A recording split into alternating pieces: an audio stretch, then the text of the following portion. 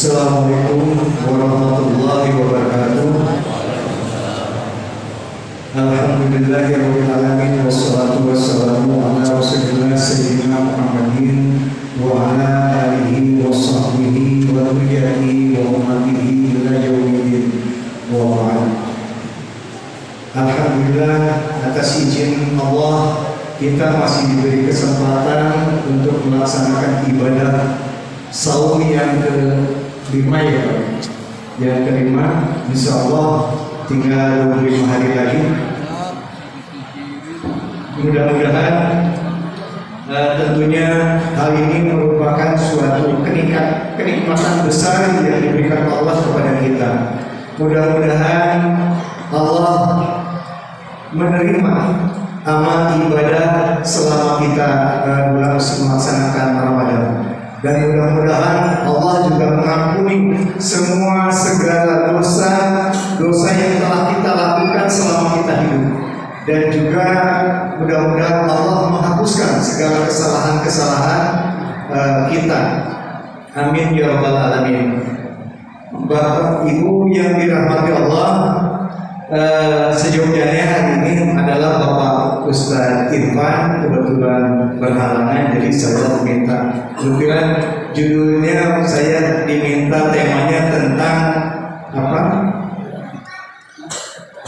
Tentang tantangan berpoligami katanya ini kan.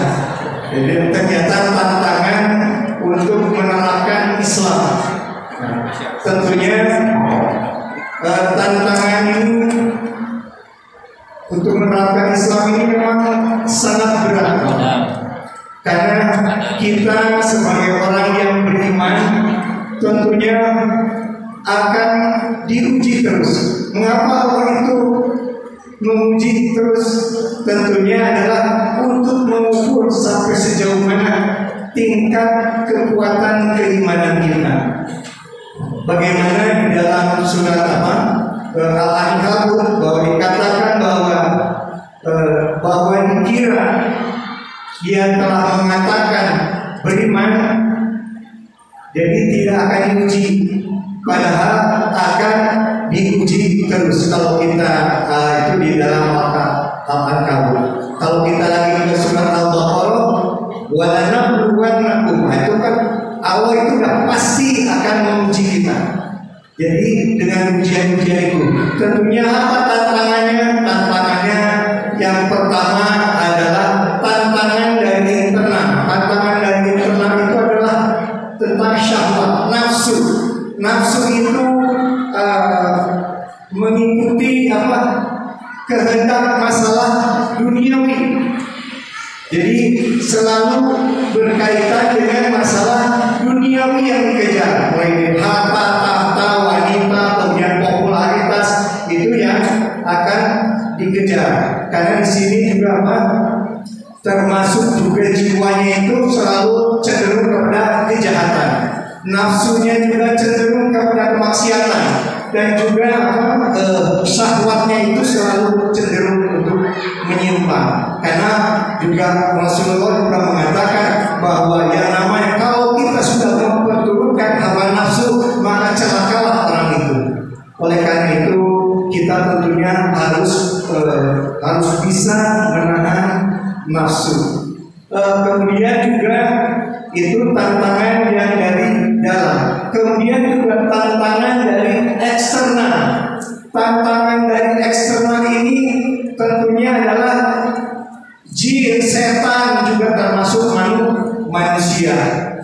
Kalau jin itu dikatakan karena sesuai dengan janji jin sendiri kepada Allah itu di dalam surat apa ya? Surat Yusuf atau surat itu ya Pak? Al-A'raf ayat 16 itu dikatakan bahwa jin itu minta kepada Allah supaya bisa akan mengganggu, akan mengganjal setiap manusia yang akan bertobat kepada Allah, atau setiap manusia itu berupaya untuk mengganjal untuk beriman kepada kepada Allah. Dan kemudian di ayat 17-nya itu bahwa jin itu akan setiap saat, baik depan, dari belakang, dari kiri, dari kanan, akan terus menghantam kita, akan menguji kita. Nah, namun juga ternyata jin itu juga terkecoh juga, karena Allah katakan bahwa siapa saja, barang siapa yang meminta ampun kepadaku, maka Allah akan ampuni. Wah, silakan kata jin, buat apa kita mengganggu terus? Nah, ternyata sekarang jin sudah berubah strateginya. Seperti apa? Strateginya merubah bagaimana supaya manusia itu tidak meminta ampun kepada Allah. Nah, ini ya. Kemudian juga kadang-kadang jin itu yang namanya setan semua. Kita baru pulang dari masjid, Pak, sudah zikir, pokoknya sudah minta ampun segala. Tahu-tahu kita pulang ketemu sama janda muda, tahu-tahu berkedip matanya, langsung terganggu. Karena iman itu akan selalu terganggu. Kadang-kadang naik, kadang-kadang turun. Baru pulang dari masjid, udah diganggu sama janda muda. Akhirnya, nah, mulai dari situ sampai sejauh mana tingkat keimanan kita. Kemudian ada juga manusia yang mengganggu. Nah, kemudian ketemulah saya kebetulan dengan Pak Ketua DKM Haji Tisna. Baik kawan, Pak Toto? Ya Pak, kalau saya janda muda dong cuman kayaknya sok-sok itu teh manusia yang mengganggu, itu termasuk pihak eksternal. Bukan Ketua DKM yang sok-soknya masuk mana itu yang namanya gangguan pihak eksternal. Ya, eksternal juga berubah-ubah, gangguannya sangat-sangat banyak.